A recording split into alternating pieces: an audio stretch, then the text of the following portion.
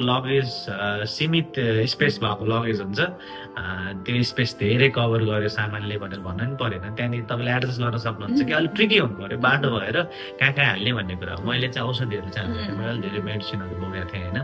मेडिसिनको कुराहरू पनि गर्दै जाउँला पछि, अलिकति प्रेसक्रिप्सन सहितको मेडिसिनहरू मसँग थियो के त्यो कुराहरूलाई राखेको थिएँ। अनि केही हल्का हल्का सामान म्यामले भने जस्तै सक्सहरू होइन, सामान्य हल्का सानो सानो साइजको कुरा जुन चाहिँ कोच्न मिल्छ होइन, त्यो चाहिँ मैले राखेर ल्याएको थिएँ। त्यसले गर्दाखेरि मलाई धेरै सजिलो भयो क्या। म यहाँ आउन साथ मैले भाँडा किन्नु परेन, मैले 2-3टा प्लेट ल्याएको थिएँ।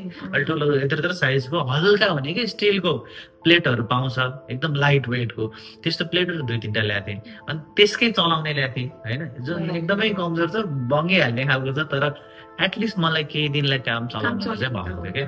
त्यो कुराहरू तपाईँ यहाँ आएपछि फेरि कहाँ जाने के गर्ने, आउनु साथ साथी होला नहोला होइन, त्यो हरेक कुराहरू छन्। त्यो भएर अलिकति बेसिक कुराहरू ओड्ने ओछ्याउनेको सामान